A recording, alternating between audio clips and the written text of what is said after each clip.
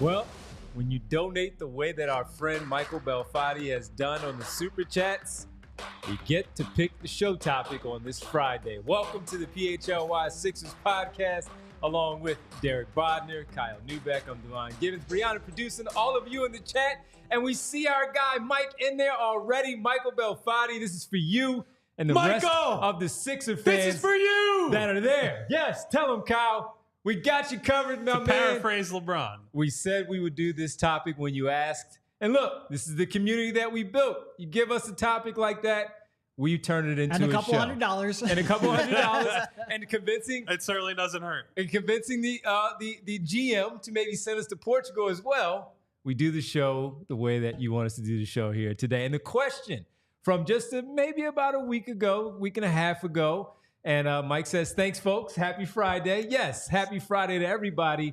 Was what is needed to win a title, specifically for the Philadelphia 76ers? We don't care about the other 29 teams. 2 are playing in them right now. But for the Sixers, what is needed to win a title, and what changes need to be made? And we know overall, of course, you talk about 4 players being on the roster, 2 of which are most important. They factor into the conversation of what needs to happen for this team to win a title, because Joel Embiid has been here for many years. He has not won a title. Tyrese Maxey has been here for 4 seasons, has not won a title, has not gotten past the second round. And one of Michael's big things is stop talking about just getting to the conference finals. It's about winning the championship. So that's what we're going to start off with. We're going to discuss that. We have a lot of things to get into. We'll talk about briefly what happened last night in Game 1 of the NBA Finals. But as we throw around different reasons as to why we believe, what we believe needs to be done to win the title, Kyle, we'll start with you. What needs to be done for the Philadelphia 76ers to win a title? They need to win 9 more games in the playoffs. Thank you very much. That'll be the show for me. Done. Friday. Let's go. Okay, so we talked before the show about, I guess, making lists or kind of prioritizing things, and I think Michael will be upset with me with where I go first, but there will be an olive branch as part of it. So Michael, you're gonna have to bear with me here. I think the number one thing is keeping Joel Embiid healthy. Like everything else, there are a bunch of other things that need to happen, right? That we will get to: personnel, skill set development, coaching decisions, et cetera, what Daryl Morey's got to do. The number one thing is, if Joel Embiid's not healthy, we've seen this movie.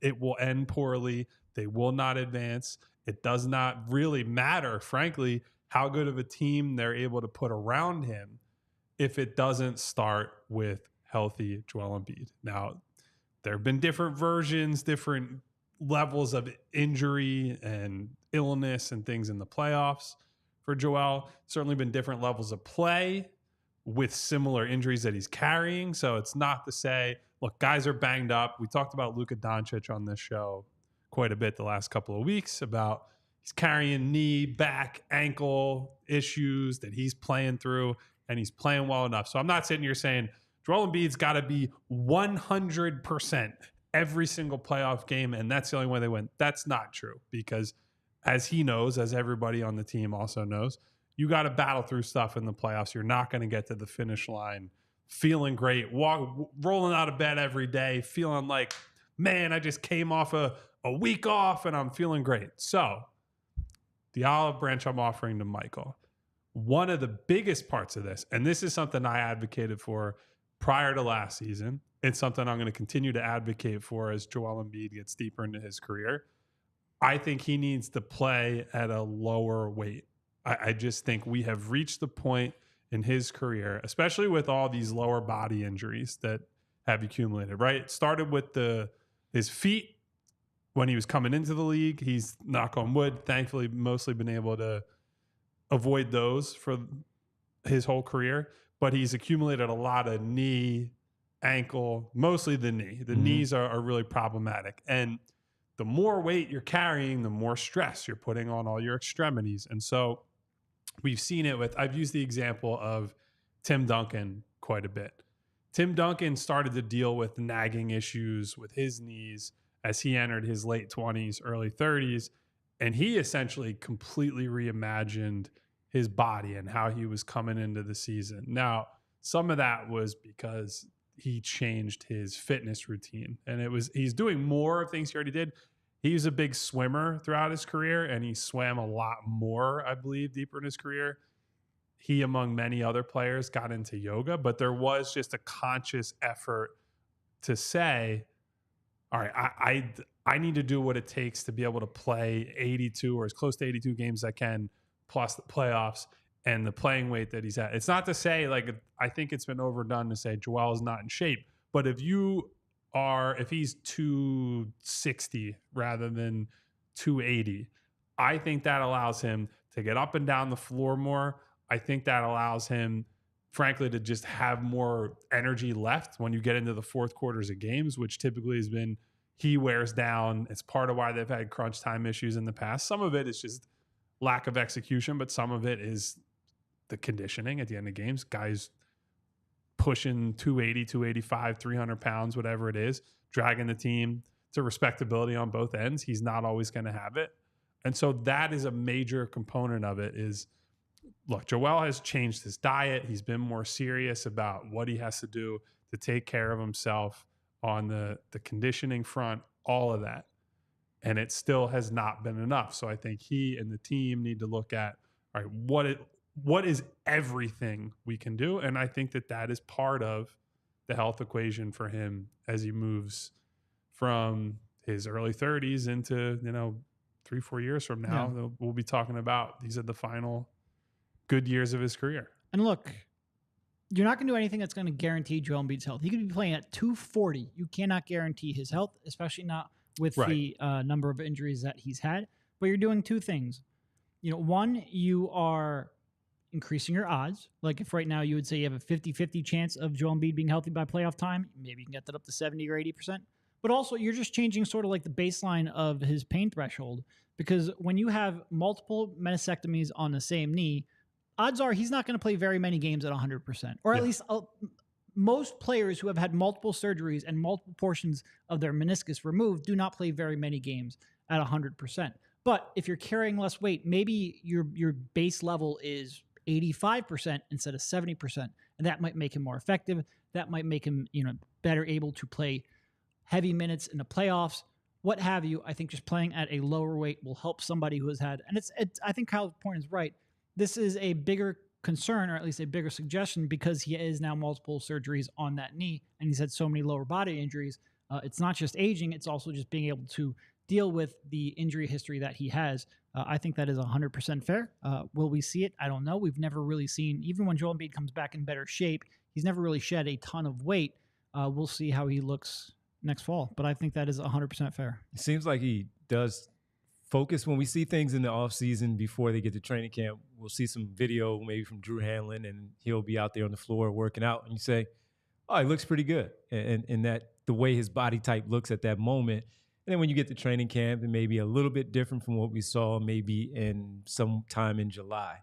But once he rounds into shape, he looks like he's pretty good out there. He doesn't look all that gassed. But to Kyle's point, you're also taking some pressure off of the knees now, where you're not having to, when we speak about his health and the unknown about it, if he's running up and down the floor and carrying all that extra weight, that's just more opportunity for that injury to happen once again, because he is carrying so much. And when we talk about, hey, being on a low block, it's a big advantage for what he does because he is that much bigger, but he's also skilled. And he can rely on that skill with the lesser weight even more at this point, at this stage of his career. He's who he is. We know the type of scorer that he is in the NBA, where the skill is way more than just carrying weight to overpower someone trying to defend him on the low block, if that's the way he chooses to score at that point. And with him playing as much as he does on the perimeter and the way that he shoots the basketball, some of that weight should be able to come down and still be effective, where it's not messing with what he does on the offensive end, and certainly not on the defensive end. And quite frankly, if he does lose a little bit more weight on the defensive end, he gets up already on that end of the floor to finish completing, trying to protect that paint and block a shot and send it going the other way. However it ultimately turns out when he completes that defensive play, that might help him out on that end as well, where he's able to move, which we see on the perimeter when he gets switched. But certainly protecting the paint, get up there, get those blocks as well, and maybe not even and maybe even have that second jump for defensive rebounds or rebounds in general, where we see sometimes he does have some issues there. So I agree with you wholeheartedly to start off with that one, that when we look at him and his weight and being healthy, a combination of both is certainly number one. It all starts and ends. We saw it when he was out for 29 games that they can't carry without him, but when he comes back, they're so damn good when he's out there on the floor.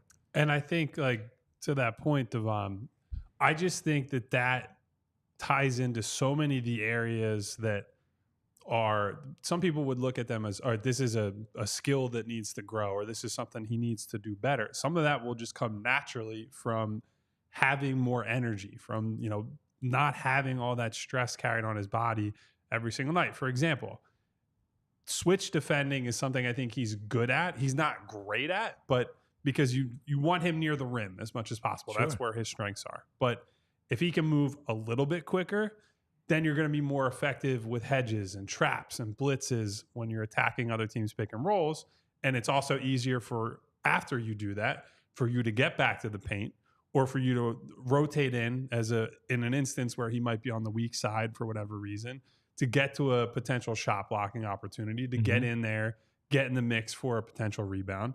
It'll make you a better, frankly, play finisher. Like, I don't want Joel going up for tons of lobs, right? Like, I think actually, those days I want to over. say like half of his injury. This is just made up. Half of his injuries feel like they have come on dunks or dunk attempts or going up toward the rim in some way. But I do think one of the things I want to see happen for this team is for less of the offense to just be through Joel, in Joel's hands, and he's making decisions, and more give the ball to Tyrese, give the ball to, you know, some of the players we're going to talk about, or archetypes we're talking about coming in, and he plays off of them. And then it's just, hey, I'm moving off of this guy. I'm beating people to spots. And then I'm using, I think the misconception with, if you drop weight, you won't be as strong.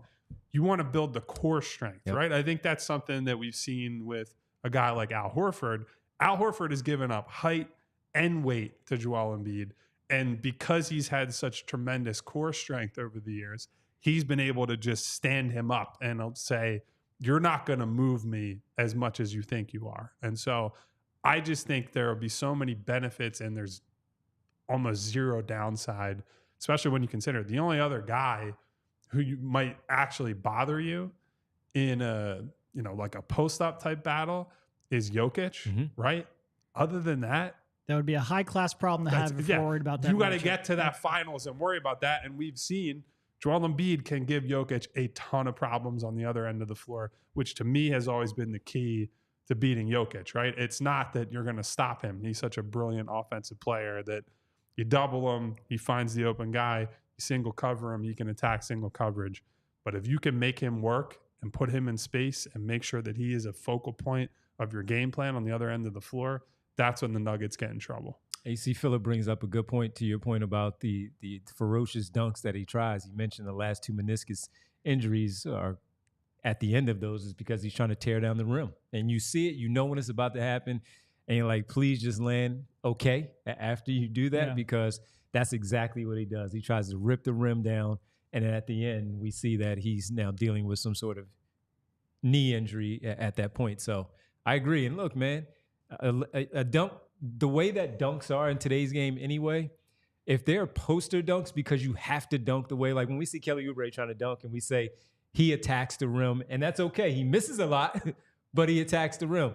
Joel just, all he has to do at this point is just drop it in. I'm firmly also in the take more threes, brother. Just hang out there on the perimeter and bomb away. That elongated stride that he just finger rolls and lays it in, that's okay. Those two count as well. And guess what? You're probably still going to get the foul call because they always hack you. You're going to be okay if you don't dunk the basketball as much. And the best that he's ever been is when he's with James Harden, because Harden just, and this was a big point of when they acquired James Harden, he's going to have the best passer that he's ever had to get him easier opportunities at the rim. And that's when we speak about, maybe we'll get to the other player later, but just in general, having players on a roster to set him up where he doesn't have to work as much. Yeah. And quite frankly, I thought Embiid and Maxey had a pretty good two-man game there. Of all my criticisms of Maxey and his passing, that pocket pass he worked on, I think he got pretty good at it. And I think they, like I said, if you go back to what we talked about at the end of the season, we spoke a lot about how that two-man game had grown and how those two work well together. I think Tyrese will get him those looks that you're talking about as well, yeah. Yeah, the only issue that he had early was just trusting that the ball came to him the right way like he did with Harden. They picked that up very quickly, and it wasn't a problem. You saw it with Maxey at least, and we would even talk about it with other players later in the season when we felt like Embiid wouldn't catch it and shoot like he normally does, because whether it was where it bounced to, whether it didn't get to the pocket that he needed it to be in, whatever it was, he didn't do it. But he and Maxey did have a pretty good synergy going on in that pick and roll situation that they had, pick and pop. On the topic of the dunks, I want to borrow from 2K. I want him to have the rim grazer package. That's the type of dunk that Joel is allowed to attempt. Other than that, I love the posters. It's great when he bodied Aaron Baines in that second round series against Boston 8,000 years ago now in 2018. We were sitting right there on the baseline as happened. It was tremendous to watch. I don't need to see it anymore. It's been done. The NBA Street off the backboard Tracy McGrady homage was amazing. I unnecessary. Derek and I were hooting and hollering when it happened, and then half a second later we're like, God damn it! Is that him flat on his back on the floor? Well, and then like 2 seconds I was like, oh no, the season's over, because he looked really, really down. Ramit said the rim graze. You know, we need to see. I don't know what the rim grazer looks like. Derek, can you go get the court right there so Kyle can demonstrate the rim graze? Very small basket. Yes. Normally you give that in 2K to the like 6'1" guard. Right. You're just trying to just barely get there and plop it in. All they do now anyway is the pretty dunk. They don't even touch the rim anymore. Yeah. It's the pretty dunk.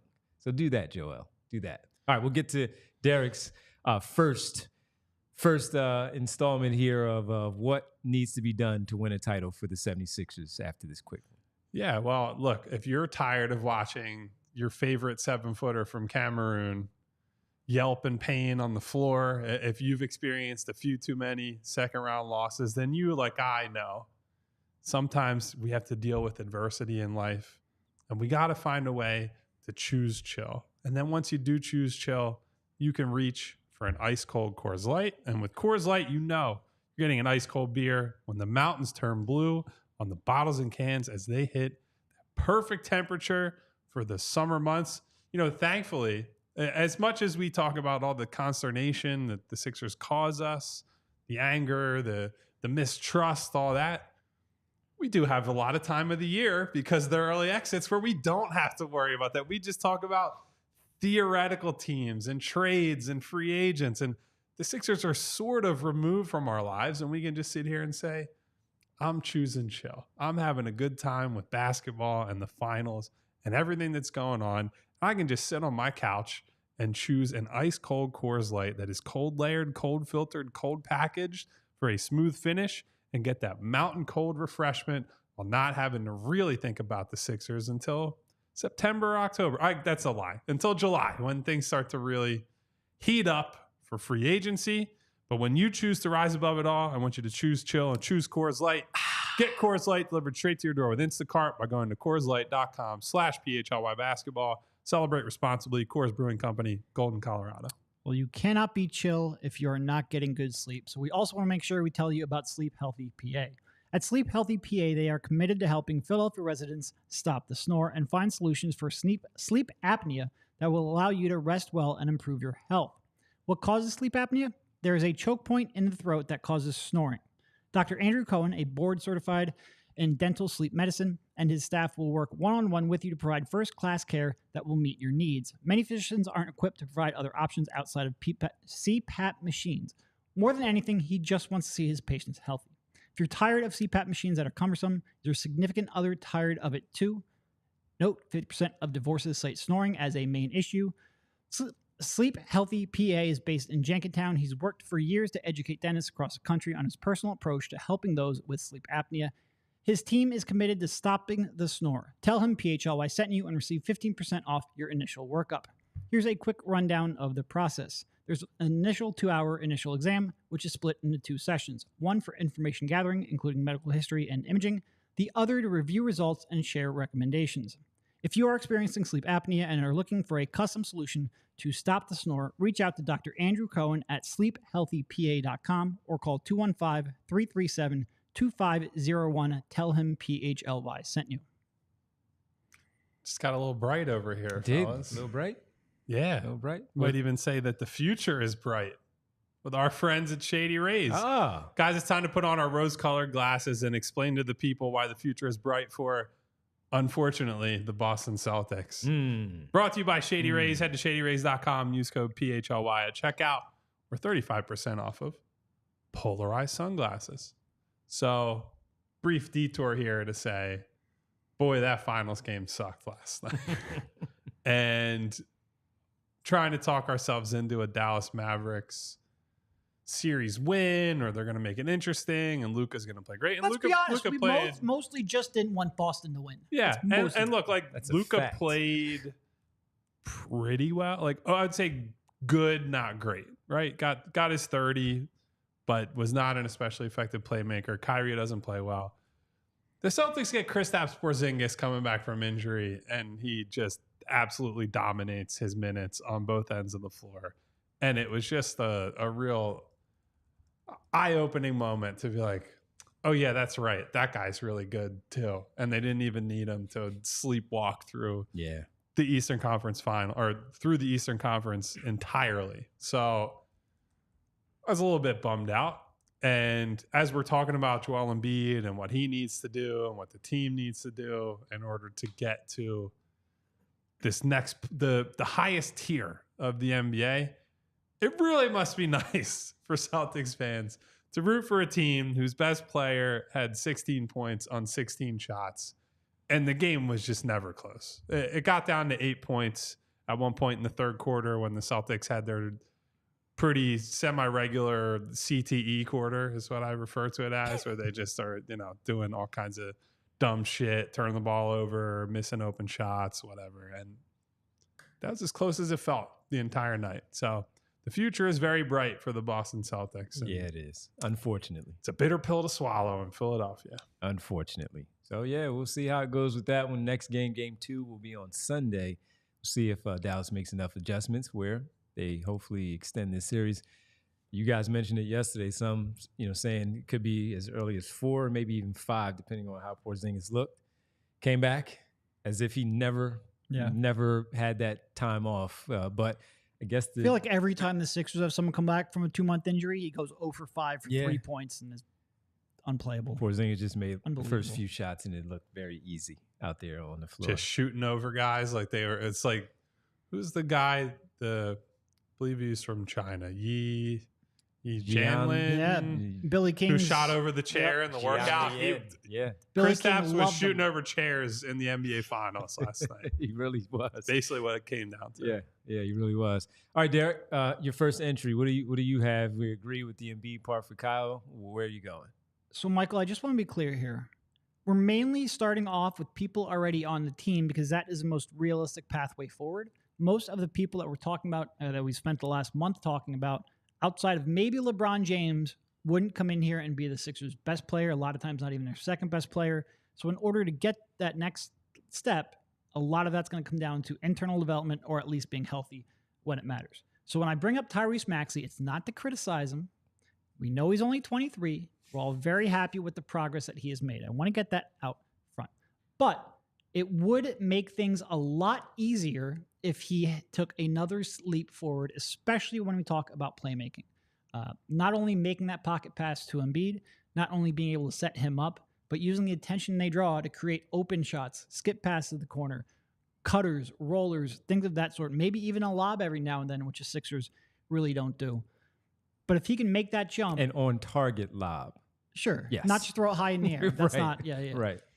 If he can make that leap, and look, part of the reason he's being brought up here is because he's only 3, because he can get better, because he's shown progress every year. But if he can make that leap, become a more reliable shot creator for others, and I do think he took a step this year. It's just not quite where it needs to be when you start talking about playing at a championship level. But unless Sixers can find a way to bring in an elite level passer, like I said, like LeBron James, really the only one that probably fits that bill, a jump from Tyrese Maxey would make everything just slot into place a whole lot easier. By the way, I don't even think we need to be explaining ourselves this far into the season being over, where we are in the offseason, how much positive things that we talk about with Tyrese Maxey, where you need to even have a disclaimer on the end of that because I know I'm saying we shouldn't even have to do it. We talk about this guy because we say the two guys talk about him as an all Embiid NBA candidate. Exactly. And all this, yeah. We don't even need to explain ourselves anymore. But to your point, you're right. That's just natural development of a 4-year player, a 22, 23-year-old in the NBA, as we see him ascending at his role in the league. And now he is doing so much that, number one, the best player and his franchise player calls him the franchise, whether it's tongue-in-cheek or not. It's because he feels like he's that good, where that label should be placed on him as well. And that's how important he is to the success of the basketball team and how much he points that out when he does his press conferences, his interviews, and saying, I always tell Tyrese this because he's that good. That's number one. And number two, when it comes to the playmaking, coming into the league while he was a young player and they had him as a combo guard, sometimes the ball in his hand, sometimes not, the natural progression of having the basketball as much, taking away from the Ben Simmons part, then James Harden coming in where he was not the primary ball handler on the basketball team. That's just the natural development, again, that he's going to have to continue to have over the course of him getting older, looking at film, the offseason workouts, what he's working on getting better in the offseason. All of that stuff is going to help. So when we're saying he needs to be a better playmaker, it's not a lie. It's the truth.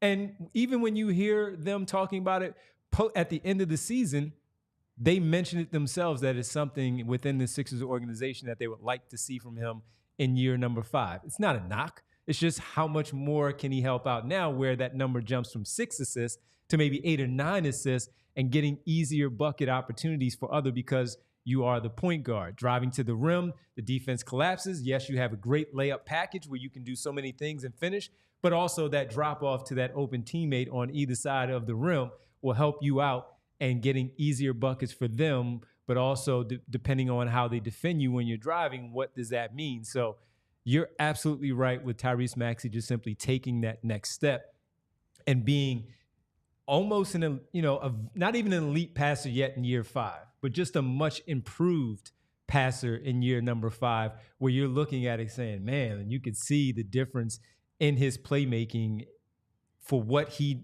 focused on in the offseason to make sure that he's a better passer, whether it's the workouts, the film study that he does, and we see it immediately when he's out there on the floor. And look, so to me, it's even more than the playmaking.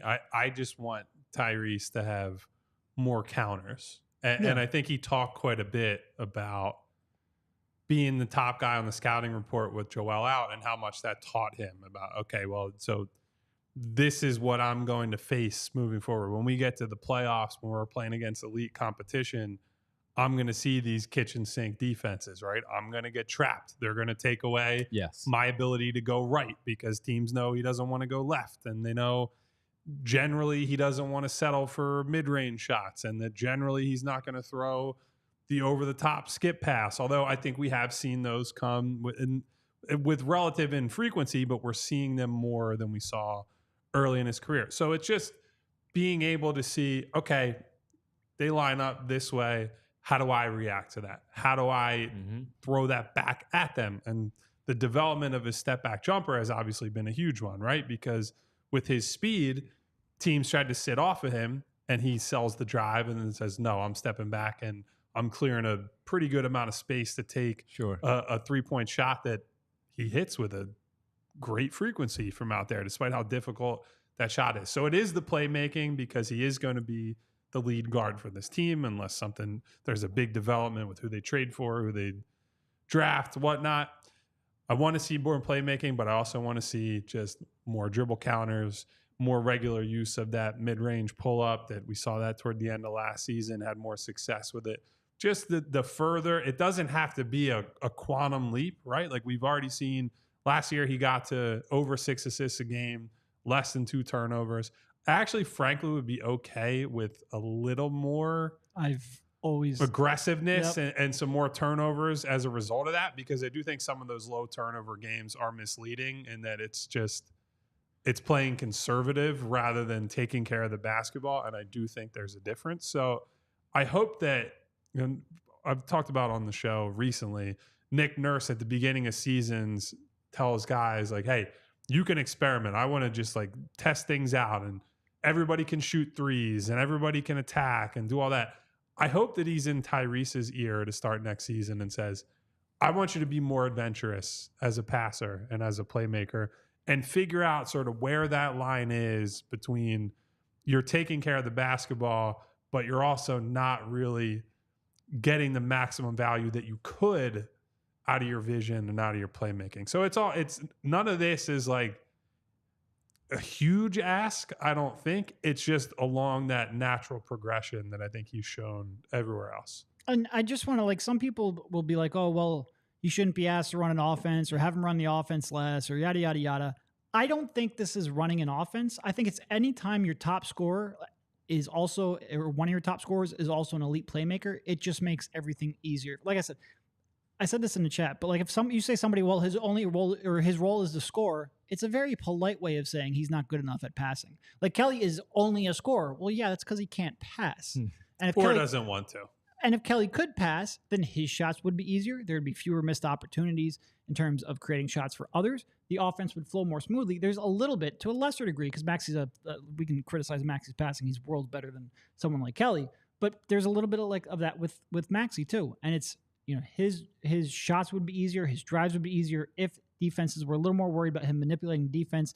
If he was really good, at picking when defenders start making their cuts to double and help off of shooters. If he was able to make more passes than he does, it just makes his job easier. It makes the offense flow easier. All of your top scorers, you would love to be top decision makers as well. And like I said, because the Sixers are at a spot where Maxey's probably going to be your best or second best perimeter option, he needs to make more of those plays. Yeah. And to your point on the counter of the dribbling, and especially at the pull-up around 15, 17, where he makes that easy, when we speak about preserving Joel Embiid's body too, same thing for Tyrese Maxey, because at the end of the day, while he does have a pretty good build, he's still a small guy going into there, getting a lot of contact. And while he always gets up, heavy minutes, he bounces too, up, he plays heavy minutes. So those are going to help him as well on the other end when he's just not, hey, let me be smart here. Nice little step back right here, crossover between the legs, pull back, bang, knock down that 15 to 17-foot jumper, and everything is all good. We'll get to my first entry on the how to win a title, what do they need to do, in just a minute. And we got a couple of super chats that we'll also add in there. Of course. But first, you guys already see them on my face right now, but I got to tell you about our friends at Shady Rays, because you guys need to get ready for the season ahead with quality shades that are built to last. Our friends at Shady Rays have you covered with premium polarized shades that won't break the bank. Shady Rays is an independent sunglasses company offering a world-class product. Durable frames, nice and sturdy right here on my face. Crystal clear optics. They are the perfect choice for all outdoor and sometimes indoor adventures. Hundreds of options to choose from. You're bound to find the perfect pair for your style. And look, you guys see them on the show all the time, but I wear them off the show too. Driving in my car, going down to the beach, hanging out around sunset, happy hour, sitting, having a nice adult beverage on a Friday, sometime during the week. And I always know if they go missing or take an unexpected hit, you don't have to sweat it. They have the most insane protection in all of eyewear. Every pair is backed by lost or broken replacements. If you don't love your shades and you want to just throw them away, you can exchange them for a new pair or just return them worry-free within 30 days, because there's no risk when you shop Shady Rays. Their team always has your back with personal and fast support. So exclusively for our listeners, Shady Rays is giving out the best deal of the season. Head to shadyrays.com and use code PHLY for 35% off of polarized sunglasses. Try for yourself. The shades rated 5 stars by over 300,000 people. All right, and I'd like to tell you about something that we do have coming up here on PHLY as we get closer to the NBA draft. It's June 7th right now. So in about 20 days, we'll have the NBA draft on a Wednesday night, and we are going to have a live show, folks. Live draft show. Yeah, baby. Us with Rich Hoffman, June 26th, 8 p.m. Garage Fishtown. We hope to see you there. A lot of beers there. Two-night extravaganza. As round number 1 will be on Wednesday, round 2 will be on that Thursday. So we hope to see you there. Again, live draft show, June 26th, 8 p.m., Garage Fishtown. We hope to see you there. We always have some fun when we're out on the roads. We hope to see you there. And also the PHLY first annual Liberty Open. That's July 13th at Valley Brook Country Club. And as the Phillies are in London for the London series, Mets, June 8th and 9th. Check out allphly.com for more info for all that we have going on right now at PHLY. All right. Let me give my first installment here, my first entry for what we're talking about. Since you guys took the first 2 players on the team and there are 4 overall, guess what? I'm not going. Kinda. 4 through 8 here for the rest of the team. Let's just assume that they do what we think, and that is go out there and acquire that 3rd star. Paul George, maybe Brandon Ingram, whoever that player might be that fulfills that role for that 3rd star, as we've talked about so much. The next thing for me is, can they fill out the roster 4 through 8? So when we watch Boston and Kyle brings out, it's nice to have your best player score 16 points on 16 shots because number 2 does his job and so does everybody else. Well, if that is the case here and Embiid has a tough day, but Maxey picks up the slack, and then you have whoever's number 3 on the roster also, what about 4 through 8 and contributing to a win, especially in the postseason, to maybe pick up game number 1 in the finals? Maybe it's game number 4 in the Eastern Conference Finals to wrap up a series. To get you to that, you need those players where we can look back and say, hey, when they're in there at that point, I feel like I can trust when we're doing the post game that player 5 did this to help impact and help them pick up that victory in that particular game, specifically in the postseason, because we already talk about 50 is stamped. Let's book it. 50 is stamped in the regular season. We know that. Healthy 50. Healthy 50 in the regular season. So when you get to the playoffs, and we're used to, despite what happened this year, an early exit in round 1, round 2 we're accustomed to. Now we need to get past that part. So 4 through 8 is very important, whether it's Paul Reed on the roster, Ricky Council, go get him, Rick, as part of that. It's also, what else? Is it Kelly Oubre, Nick Batum? We mentioned just names that we've thrown out there from DeAndre Hunter and more. Will they put together 4 through 8 to Michael's question of how to build out the right team? Where do they go from 4 through 8? So with us, they've done a pretty decent job of having DeAnthony Melton there. We've liked what they did with Kelly Oubre on the minimum. Nick Batum was a nice surprise for what he was able to do by joining the 76ers. Now they need to do that and make that a consistent 8-man rotation, beginning with the first 2 and adding on that 3rd star, where 4 through 8 is something that when we get to the playoffs and we know that the rotation shortens, do they have the right number of players, right players to contribute, where we speak of the Aaron Gordon types when we get to the playoffs next season for Daryl Morey, Nick Nurse, and that team? So 2 things. 1, I believe we got our first ever super sticker in the chat, which if it's pulled up, it's just going to be text on the screen. If you scroll through the YouTube, Agent Skyfall sent, it looks like a video game controller that has been personified, and it has a good luck, have fun message over the top of it. So thank you to Agent Skyfall for, I believe, a PHLY Sixers first on that one. I like explaining to Devon what a sticker is in real time. A super sticker, buddy. Hey, watch your tone over there. This is groundbreaking stuff. To build off of your point, Devon, one of my things that I wrote down, and this applies to the 4 through 8. No more unitaskers. Yeah. I'm done with the guys who all they can do is either you can just throw this guy the ball and he can score and attack guys off the dribble, or he's just a catch and shoot player, or he's just a defensive specialist. Give me guys. Or in Tobias's case, neither. None of the above in some cases. Give me guys who can dribble, play make, shoot, and defend. And I know the counter to that, the obvious one is, okay, then give that guy $30+ million a year, right? Because those guys are in short supply. But look at the players out there who can do several of those things, who can jump into the rotation and depending on what's happening at a given moment, I know Chris Dunn, I feel like, has been a popular name, but that's a guy with a defensive reputation. Don't trust the shot, but he can dribble the ball. He can play make a little bit. He can be a solid defensive guard off of the bench. And that's further down than 4 through 8. But the 4 through 8 guys have to be able to, I think you saw a great example in game 1 of the finals of one of the pitfalls of, okay, it's too heavy, ball dominant perimeter players and Luka and Kyrie and a bunch of guys who are just, I catch, I shoot, or I roll, I dunk.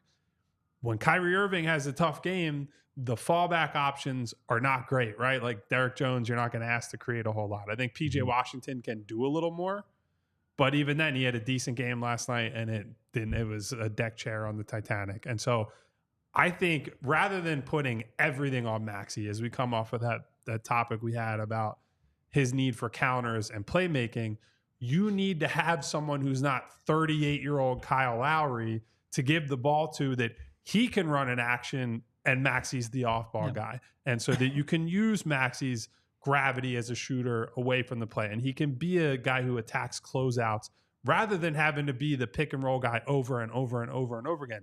He can do that, but I don't think that's Tyrese's strength. I don't think that's the best way to use him. So if you build up that 4 through 8, if you really flesh out that cast of role players and get guys who are versatile, like Batum on offense, kind of in that unitasker area, but at least like, okay, he's a valuable passer. He's an entry pass guy. He's a good defender. He's a good floor spacer. He does Those a lot are of the things types really of good. players Right. I'm looking for. And I know that that's a tough ask. You can't find Nick Batums in their prime on the cheap, but those are the types of guys you have to be looking for more of, because when you get to the playoffs, you have any kind of weakness in your game on either end of the floor, the other team will punish it. Another great example, Kyle Anderson in these playoffs. Teams were able to just basically stare at him and say, we dare you to shoot. And that was a guy who offered plenty for Minnesota off of the bench this year, was borderline unplayable for long stretches of Minnesota's run. Yeah, and look, we started this show off talking about the two guys on the roster, in part because we've talked so much free agency and team building over the last couple of weeks. It was just nice to talk about players that we have in-house, but also because that is where the internal, like, control what you can control. And in Maxey and Embiid's case, start off there with Embiid's conditioning and being ready, Max with the playmaking. But a lot of all of that, whether that's Embiid being fresh for the playoffs or Maxey being able to run, lineups without Joel Embiid, comes down to, like Devon said, the 4 through 8 on the roster as well. And the Sixers, their 4 through 8 was just not, their 3 through 8 was just not good enough. It wasn't anywhere close to that. And because of that, teams were able to blitz Tyrese. Because of that, Joel Embiid felt like he couldn't miss a game or two or sit for longer stretches in games that he played. And it exacerbated the problems that we started the show off talking about. Kyle's 100% right. Like, just watching Boston play basketball last night, all year, but last night because that just happened. Having 5 guys on the floor, all of them who can shoot, all of them who can take their man off the dribble, and all of them who can switch and defend multiple positions, it is just, the game becomes so much easier. And we can sit here and nitpick Jason Tatum's game apart. You can talk about Jaylen Brown, who for a second option he can't dribble with his left hand, direction. right? Yeah. But it all works because the team is constructed so perfectly around them. And the Sixers are sitting here in playoff runs throwing out George Niang and Paul Reed, and it's like, what do we yes, they need a lot of help. They need players who can be two-way players, and that, like, are you gonna be able to get 8 deep with that? Probably not, but they need to get a couple.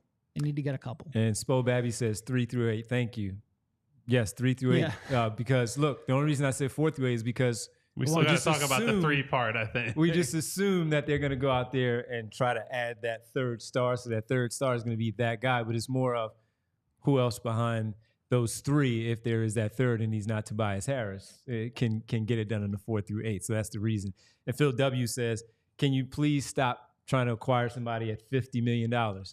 No, I'm not spending that money. They're going to spend that money. So get ready for it. Phil loves to tell me I'm counting other people's money, by the way. Come on. Oh, who's counting money now, buddy? You've heard Daryl Morey speak publicly about this. They like that other star. They like stars. He likes stars. So it's not me spending the $50 million.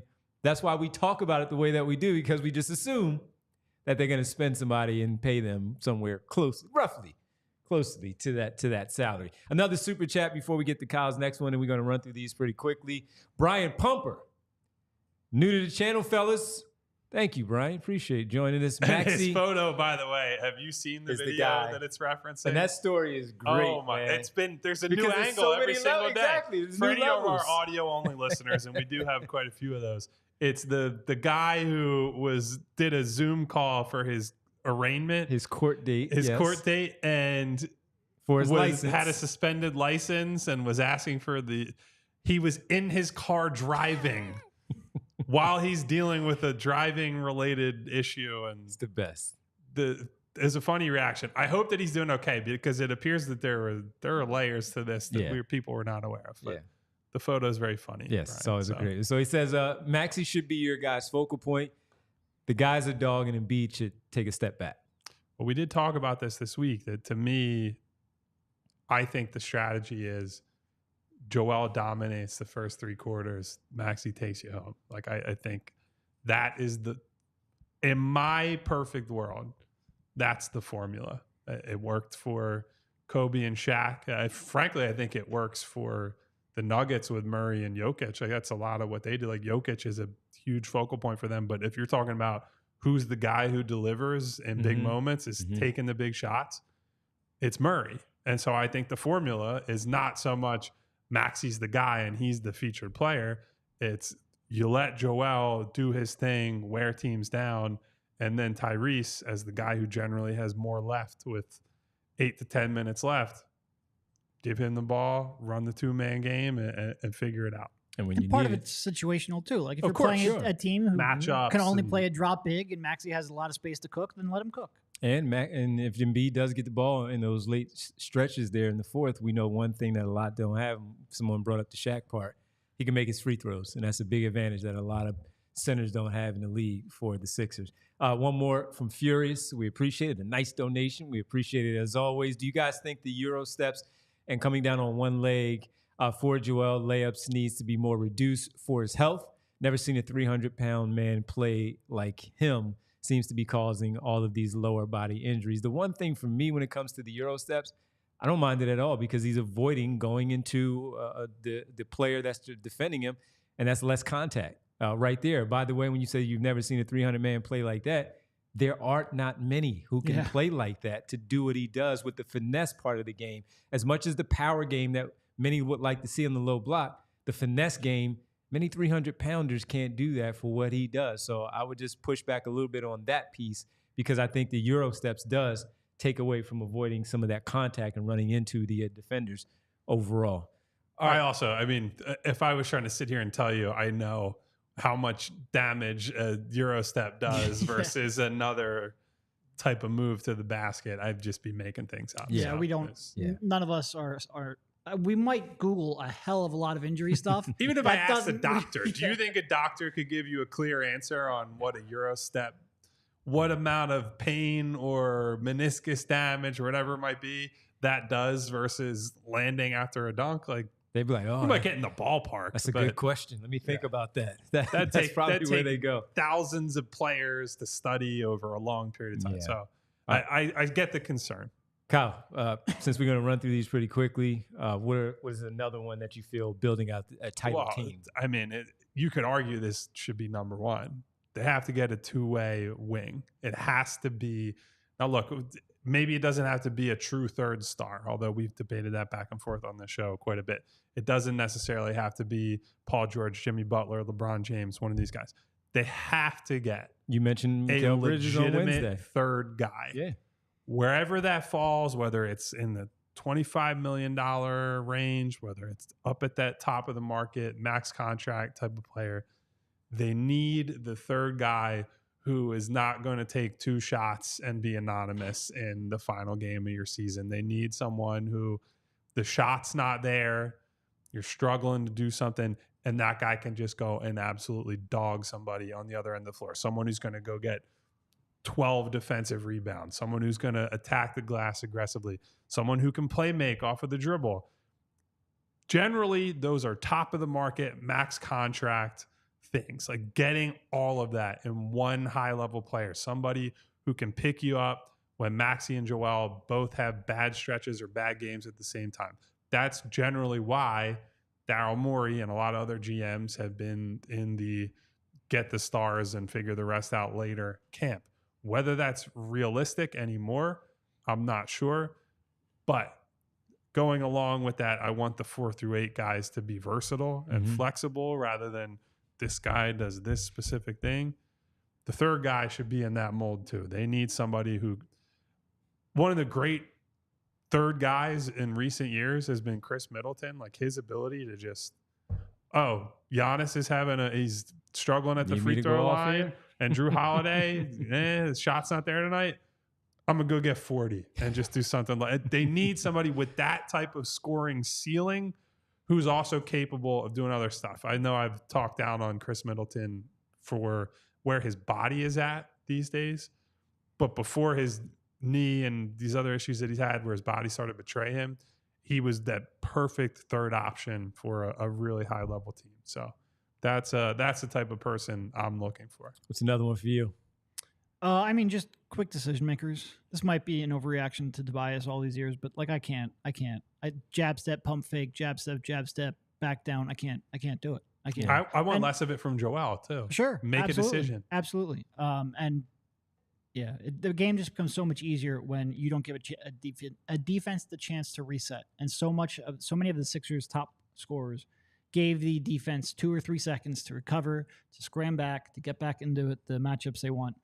If you have an open shot, take it. If not, swing the ball, make good decisions. I would love to have everyone be a viable passer, not necessarily a creator, but a connective passer. Just more people who think the game quickly and accurately. And accurately needs to be, like, we say strong and wrong at times because that's better than indecisiveness. But like, for as good as Kelly gave them, like players like Kelly, I think hurt you too. A lot of those shots, a lot of those bad shots, bad decisions, missing passing lanes. Like, you need to prioritize decision-making and shooting around Joel Embiid. For me, adding on to what both of you said for your second ones, is that can you find 2 or more people who can put the ball on the floor and put the ball on the floor with confidence, where when they put the ball on the floor, I'm not worried about what the next decision might be. It could be a straight line drive like Jonathan Kuminga. It could be TJ McConnell as a backup point guard, or Kyle Lowry, who can just simply make a decision whether it's going to be finishing for yourself or finding a teammate, but just not being stalled and stood up in a spot where you don't know what's coming next. And when Embiid or Maxey get into a spot where they have to pass out of that double team, can you put the basketball on the floor? So it could be, again, in any type of way that you want. It doesn't have to be Kyrie Irving-like, where you're just going to flat out embarrass somebody and drop them to the floor. It's just about being able to have a dribble combination, to do enough of what needs to be done to have an ending to what that result needs to be. Once it all comes out and you unfurl that on that particular play, they need to be able to have people who can dribble the basketball out there on the floor after Joel and Tyrese. And to that point, we have a super chat from Skyfall. Skyfall once again. Sticker and Skyfall. a super chat. Thank you. What do you guys think about adding the combination of Klay Thompson and DeMar DeRozan? So we have talked about both those guys at this point. And so obviously you can go back and watch those shows for the more in-depth version of it. And like a week ago, there's one where Clay's the headliner of it. So you'll find that one. So you'll get a ton of our thoughts there. I would say, if I had to sum it up because obviously you contributed to the show, we're interested in those guys, but not in the price range that we believe they're going to command. I would be more concerned about DeRozan just strictly from a floor spots angle and wanting to use the areas of the floor that Joel does. Klay, I loved him at his peak, and I'm just not so sure he's got the physical juice left after the knee and the Achilles. He just has struggled as a defensive player over the last couple of years. So like both of them individually, if that was the offseason though, especially at the money I think they're going to get, limiting your options elsewhere, I would not be thrilled. Dave Doer says, I can sum up the super chat easily. Hell to the no. Well, and it's tough because, like, I respect DeMar for the growth he's made as a passer and what he's turned himself into, and I respect Klay for his career. It's just at this point, DeMar is not a good fit, and Klay's pretty washed. The injuries have taken a huge toll on him, especially on the defensive side of the court, but on both sides. Absolutely. One more just to add on to our conversation as we get ready to get to our roll call. Some rebounding, some length with the players that you have out there, because those offensive rebounds will destroy you. So you don't want Seth Curry? No, not now. I actually like Seth. I would love I like them, but no. Some guys who can rebound. And someone who goes up with 2 hands like Ricky Council. Somebody was in there saying it's time for Ricky Council. Go get him, Rick. Summertime, baby. God is my witness. Did I not say to Ricky, not on the show afterward? I said to him, I was like, I appreciate that you go and get the ball with two hands. Yeah.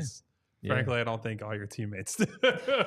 Hey, man, as much as we talk about him, Summer League, he did not have a good Summer League. No. But Summer League is going to be important for him to see where that development has been and what he has been doing with the workouts. So you would say that you need more of your teammates to go get the ball with two hands? Not less. Not less, Bamba. Oh, I like that. That was very creative. Roll call time, folks. It's time for a roll call on a Friday. All right, everybody. Thank you for being here as always. Thank you to Stop it, Phil W. To Michael B. Michael B. giving us our show topic today. There you go. Hope we answer when some you of your guys questions. donated hundreds of euros and asked for a show topic, you too can pick the show that we do. Just maybe not Correct. the timing of it. Hopefully, this is what you most were hoping for Ricky. Michael. Smy Hello guy. and thank you to Smy Guy, Money What up, Mar, Smy guy? Bootzilla, Boots. Spoke Babby, who said the show headline should have been in Portuguese. A bit of an oversight, but we'll consider it for next time. It's very interesting. My girl Winona, Vic, Prophet One, Dave. What up, Prophet? Rick Morse, Brian Pumper, AC Filla, Pump. Eugene G. Ross, the king of the exclamation point. What up, Gene? Austin Krell, Phil W., the #1 Kelly Oubre super fan, and Kyle Neubeck, super hater in the building. What Love you, up, Phil? Always love it. Always love. Shout out to Noob, not my last name Noob, but the video game Noob. What I'm up, assuming. Noob? What up, Noob? Jeffrey Stewart. Do we call him Noob now?